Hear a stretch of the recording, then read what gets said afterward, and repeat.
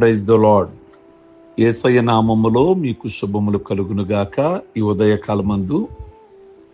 ఉదయకాలమందు కొద్ది మాటలు పరిశుద్ధ గ్రంథములో నుండి దేవుని యొక్క మాటల ధ్యానం చేద్దాము.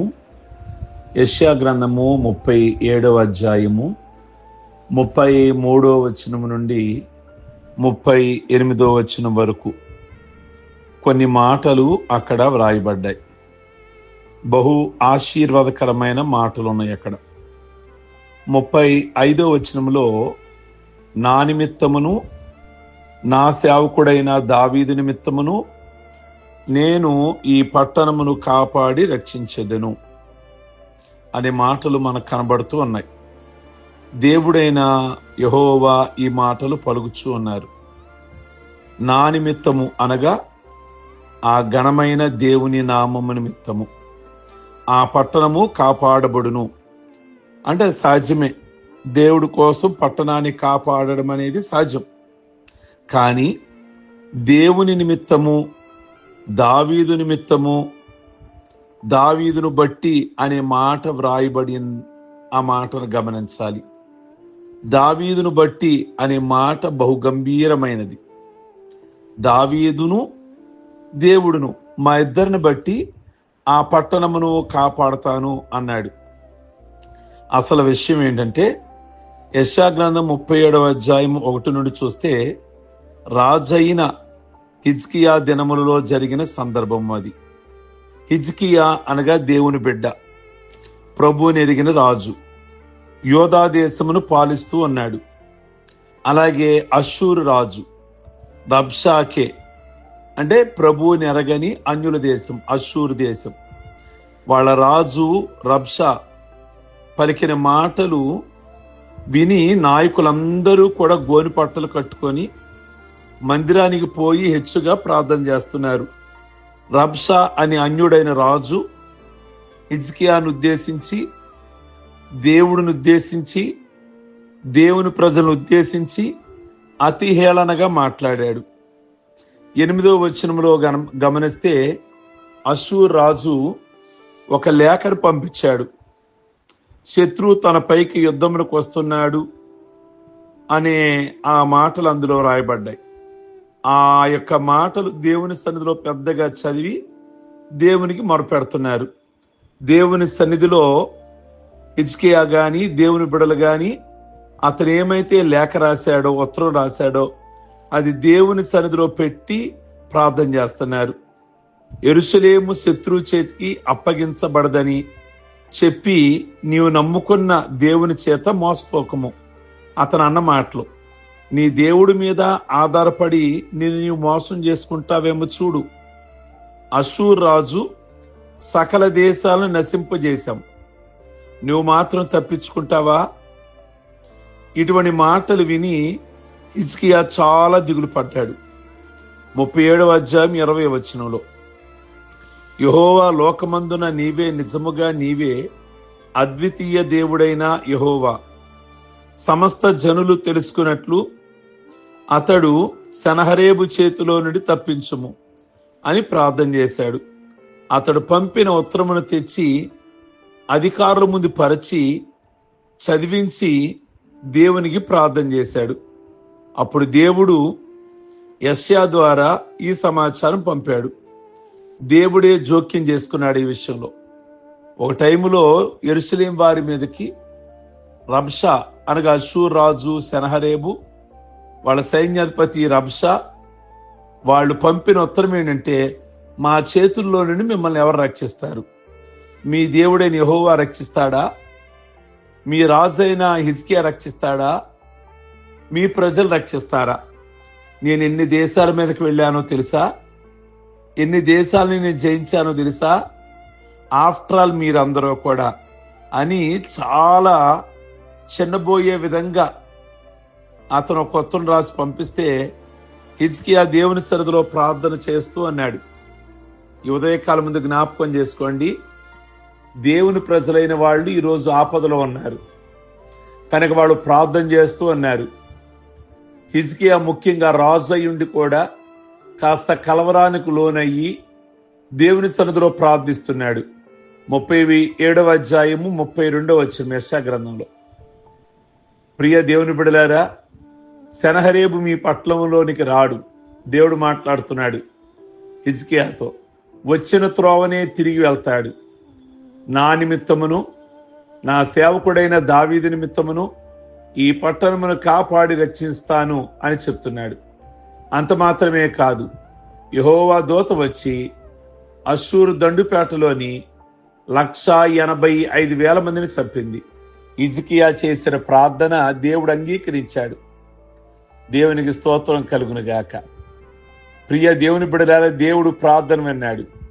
చాలా టెన్షన్లో ఉన్నారు, వేదనలో ఉన్నారు, ఆవేదనలో కృంగిపోతున్నారు. హిజ్కియా ప్రార్థన చేస్తే దేవుడు వాళ్ళు ఏమైతే మాట్లాడారో, ప్రగల్భాలు పలికారో ఆ మాటలన్నీ ఎత్తి ప్రార్థన చేశాడు. దేవుడు అంగీకరించాడు. ఆ రాత్రి 185,000 మందిని దేవుడు తన దూతను పంపి శత్రువులైన అశ్షూరీలని వాళ్ళని ఆ రాత్రికి రాత్రి యెహోవా దూత మొత్తగా 185,000 మంది చనిపోయారు. ప్రియ దేవుని బిడ్డలారా, ఉదయానికి శవాలు రాసులుగా కనబడ్డారు. సెనహరేబు తన పట్టణానికి తిరిగి వెళ్లి వాళ్ళ దేవత నిస్రోకి దేవుని మందిరంలో మ్రొక్కుతున్నాడు. వాళ్ళ దేవతకు మ్రొక్కుతున్నాడు. అతని కుమారులే వచ్చి ఖడ్గముతో వాళ్ళ నాన్నని చంపి తప్పించుకొని పోయారు. చూచారా, సెనహరేబు రాసిన లేఖ పలికిన ప్రగల్భాలన్నీ కూడా మటుమాయమయ్యాయి. సైనికులు శవాలైపోయారు. రాజు చంపబడ్డాడు. దేవుని పట్టణంలోనికి రాకుండానే చచ్చిపోయాడు. అప్పుడు దేవుడు అన్నమాట, నా నిమిత్తమో దావీదు నిమిత్తమో ఈ పట్టణమును కాపాడతాను. ప్రియ దేవుని బిడలారా, దావీదు ఎవరు అసలు? దేవుడిని బట్టి ఆ పట్టణమును కాపాడాడు అంటే ఓకే, వాళ్ళు ఆయన ఆశ్రయించారు గనక, దేవుని నమ్ముకున్నారు గనక. మరలా దావీదు ఏంటండి? దావీదును బట్టి నన్ను బట్టి ఈ పట్టణాన్ని కాపాడతాను అని దేవుడి పేరు దావీదు పేరు ఎందుకు మెన్షన్ చేయాల్సి వచ్చింది? దావీదు సెనహరేబు వారి మాటలు నెగ్గకపోట, సైన్యమేమో శవాల రాసగుట, అతడేమో రాజు కుమారుల చేత నరకబడుట, ఇవన్నీ కూడా నా నిమిత్తము దావీదు నిమిత్తము అన్నాడు. దేవుడు సార్వభౌముడు, సరే దావీదును బట్టి అని అంటున్నాడు. దావీదు నిమిత్తము. దావీదు ఎవరు? ఎట్టివాడు? పాపిష్టివాడు కదా. దావీదు నిమిత్తము. దావీదు ఎవరు? ఎట్టివాడు? మళ్ళా జ్ఞాపకం చేస్తున్నా, పాపిష్టివాడు కదా. దావీదుకు దేవునికి ఉన్నంత స్థాయి ఎలా వచ్చింది? దావీదు ఉరియా బారితో పాపం చేశాడు కదా. దావీదు సాతాను ప్రేరేపణతో దేవుడు వద్దు అంటే జనాభాని లెక్కేశాడు కదా. తాను చేసిన పాపముల కొరకై పశ్చాత్తాపడ్డాడు. తాను పాపినని ఒప్పుకున్నాడు. నేను పాపినని అడుగుట్లో వెనకాడని వాడు, విధేయ గుణము కలిగిన వాడు. అతనికి ఇంత గొప్పతనాన్ని కలిగించింది. దావీదు కొరకై దేవుడు సెనహరేబు సైన్యాన్ని నాశనం చేశాడు. దేవుని ప్రజలకు జయం కలిగింది కదా. నువ్వు విశ్వాసమిని అంటున్నావు కదా, మరి నీ వలన ఎవరైనా మేలు చేకూరిందా? ఒక ఆత్మైనా రక్షించబడిందా? ఈరోజు యోధావారు రక్షించబడ్డానికి గల కారణం తెలుసా? నన్ను బట్టి, దేవుడిని బట్టి, అలాగే దావీదును బట్టి. అంటే దావీదు వల్ల వాళ్ళు సేవ్ అయ్యారు. దావీదును బట్టి దేవుడు ఆ ప్రాంతాన్ని జ్ఞాపకం చేసుకున్నాడు. మనల్ని బట్టి దేవుడు ఎవరికైనా మేలు చేస్తున్నాడా? మనల్ని బట్టి దేవుడు ఎవరి విషయంలోనైనా కృప చూపిస్తున్నాడా? దావీదును బట్టి అయితే యోధా వాళ్ళందరినీ కూడా దేవుడు జ్ఞాపకం చేసుకొని సెనహరేబు చేతిలో నుండి తప్పించి, ఆ సెనహరేబు చనిపోవడానికి దేవుడే తన కుమారుని సిద్ధపరిచాడు. ప్రియ దేవుని బిడ్డలారు, ఇదంతా యోధా వారికి మేలు జరగడానికి ఎప్పుడో చనిపోయిన దావీదు. మనుషులు మర్చిపోయారు, దావీదు సమాధిలో కలిసిపోయాడు. కానీ దేవుడు మాత్రం దావీదు చేసిన భక్తిని బట్టి దావీదును మర్చిపోలా. మనము కాలగర్భంలో కలిసిపోవచ్చు, కానీ మనం చేసిన భక్తి ఉంది చూసారా, వెనక తరము మాట్లాడుకునే విధంగా దేవుడు ఉంచుతాడు. కనుక పౌలుని బట్టి ఒక మాట జ్ఞాపకం చేస్తా. గలతీయులకు రాసిన పత్రికలో 1వ అధ్యాయము 23, 24 వచనాల్లో చూస్తే, మునుపు మనల్ని హింస పెట్టిన వాడు తాను పూర్వం పాడు చేయుచు వచ్చిన మతము ప్రియ దేవుని బిడ్డలారా ప్రకటిస్తున్నాడన్న సంగతిని మాత్రం విని నన్ను బట్టి దేవుని మహింపరిచిరే అని ఉంది. ఒకప్పుడు పౌలు ఎలాంటి వాడు? చాలా క్రూరుడు. కానీ ఈ రోజున అక్కడ వ్రాయబడిన మాట మీరు గనక నీటిగా చదివితే అక్కడ ఏముంది అంటే, నన్ను బట్టి దేవుని మహింపరిచిరి. గలతీ సంఘం గురించి రాస్తున్నాడు. నన్ను బట్టి వారు దేవుని మహింపరిచిరి అని ఉంది. పౌలు ఇంతకు ముందు క్రీస్తు శిష్యుల్ని హింసించిన వాడు. పౌలు తన జీవిత సాక్ష్యాన్ని ఈ విధంగా ప్రకటించాడు. పూర్వం నేను దోషకుణ్ణి, నేను హింసకుణ్ణి, హానికరుణ్ణి అన్నాడు. దేవుడు దమస్కో మార్గములో అతను దర్శించి రక్షించి ఆత్మల రక్షణ పరిచయలో నియమించుకున్నాడు. పౌలు భక్తుడు వేల కొలది ఆత్మలను వెలుగులోనికి నడిపించాడు. నిజం చెప్పాలంటే పౌలు గారి జీవితం అపోస్తుల కార్యములోని అద్భుతాలు, పత్రికలోని భక్తి సూత్రాలు లేకపోతే ఈనాటి క్రైస్తవ సంఘాలకు భక్తి శ్రేష్టలే ఉండేవి కావు.